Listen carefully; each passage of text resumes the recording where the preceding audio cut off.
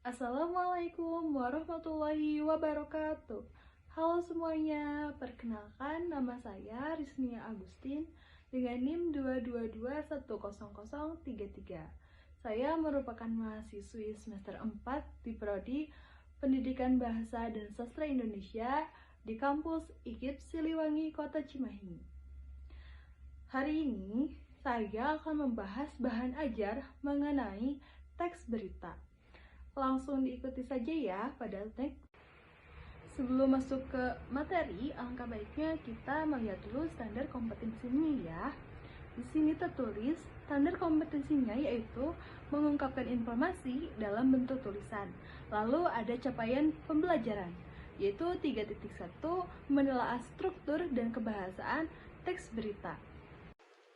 Selanjutnya, ada indikator pencapaian kompetensi, yaitu ada 5 poin. Yang pertama, mampu menjelaskan pengertian teks berita. Yang kedua, siswa mampu menentukan ciri-ciri teks berita. Yang ketiga, mampu mengidentifikasi struktur dari teks berita. Yang keempat, mampu menelaah kaidah kebahasaan dari teks berita. Dan yang terakhir, mampu menciptakan suatu karya tulis teks berita. Jadi, selanjutnya ada tujuan pembelajaran. Yang pertama, setelah guru menjelaskan materi, siswa diharapkan dapat menjelaskan pengertian dari teks berita. Yang kedua, setelah memahami pengertian teks berita, siswa dapat menentukan ciri-ciri dari teks berita. Dan yang ketiga, setelah dapat menentukan ciri-ciri teks berita, siswa diharapkan dapat menentukan struktur teks berita. Next.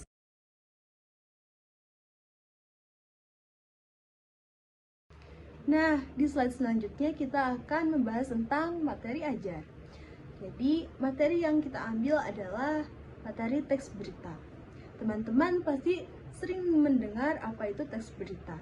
Jadi, teks berita itu adalah suatu bentuk laporan yang berisi informasi tentang suatu kejadian atau berita terbaru yang bersifat updating, yang benar-benar terjadi, yaitu secara faktual, tidak ditambahkan oleh opini-opini ataupun laporan-laporan palsu.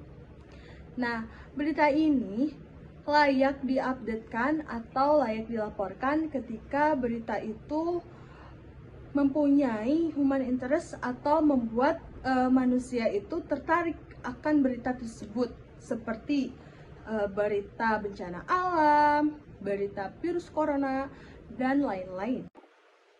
Selanjutnya ada ciri-ciri dari teks berita. Di slide sebelumnya kita sudah menyinggung sebagian kecil dari ciri-ciri teks berita. Nah, di sini kita akan paparkan secara jelas. Yang pertama itu bersifat faktual, yaitu peristiwa diberitakan adalah sesuatu yang benar-benar terjadi, bukan gagasan atau opini seorang penulis. Yang kedua, bersifat aktual. Aktual yakni berita itu update, berita terbaru-baru, bukan berita lampau yang ditampilkan. Lalu, berita ini bersifat dan berita ini disajikan menarik dan mudah dipahami sehingga mampu menarik minat pembaca. Lalu, bersifat objektif. Dan yang terakhir, alur peristiwa atau kronologinya itu tersusun secara sistematis. Nah, berikut kita akan memaparkan struktur teks berita. Nah, teman-teman yang sering mendengar berita, yang pertama ditampilkan pasti judulnya dulu kan? Nah, jadi di dalam struktur teks berita itu terdapat 3 unsur. Yang pertama ada headline atau judul dari berita, yaitu merupakan intisari dari sebuah berita. Biasanya ditulis menggunakan kalimat-kalimat pendek ya. Lalu yang kedua ada lead atau teras berita, yakni pembuka berita yang berisi hal yang menonjol dalam sebuah berita yang mampu menarik perhatian pembaca dan berisikan unsur 5W1H. Ayo, masih ingat gak 5W1H-nya? Lalu yang terakhir ada tubuh berita atau isi berita. Nah, pada bagian ini kita akan menemukan semua keterangan secara rinci dan dapat melengkapi serta memperjelas fakta atau data yang disuguhkan. Nah, rincian keterangan atau penjelasan yang dimaksud adalah hal-hal yang terungkap pada lead-nya. Seperti itu ya. Nah, di slide selanjutnya kita akan membahas tentang unsur pokok dari teks berita, yaitu ada 5W dan 1H. Nah, yang pertama itu ada what. What itu adalah memaparkan suatu peristiwa atau kejadian yang sedang terjadi. Yang kedua ada where. Where itu memaparkan di mana terjadinya suatu peristiwa atau kejadian itu.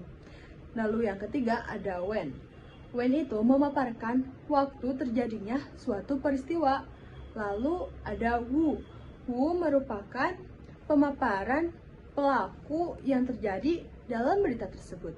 Lalu ada why. Why itu memaparkan penyebab suatu peristiwa, biasanya disusun secara sistematis. Lalu yang terakhir ada how. How itu memaparkan bagaimana keadaan atau peristiwa termasuk akibat dari terjadinya suatu peristiwa berikut. Nah, selanjutnya ada metode pembelajaran menggunakan 3 metode, yaitu metode diskusi, metode tanya jawab, dan metode penugasan. Di sini, guru dan siswa saling berinteraksi dengan cara bertanya dan guru akan menjawab. Lalu ada model pembelajaran. Di sini menggunakan discovery learning atau TPEC. Nah, di sini siswa dituntut untuk menggunakan pemikiran secara kritis atau disebut dengan HOTS, High Order Thinking Skills. Nah, di slide selanjutnya kami akan menampilkan contoh dari teks berita yang berjudul Bus rombongan pelajar asal Depok terguling di Ciater Subang. 9 korban dinyatakan meninggal dunia. Sebelumnya, marilah kita mendoakan para korban. Nah, untuk kronologinya, yaitu dituliskan oleh Kasubdit Gakum Ditlantas Polda Jawa Barat AKBP. Dan lalu diposting oleh Instagram yang bernama Info Bandung Barat dan Cimahi. Nah, dari contoh teks berita di atas dapat kita lihat adanya headline atau judul dan juga lead atau teras. Lalu terakhir ada tubuh atau isi berita sebagai berikut. Nah, teman-teman bisa lihat lebih detailnya ya. Nah, pemaparan materi telah selesai nih. Teman-teman diharapkan untuk dapat menjawab soal-soal berikut ini dengan benar ya. Nah, sekian dari saya, Riznia Agustin. Sampai berjumpa di pertemuan selanjutnya. Wassalamualaikum warahmatullahi wabarakatuh.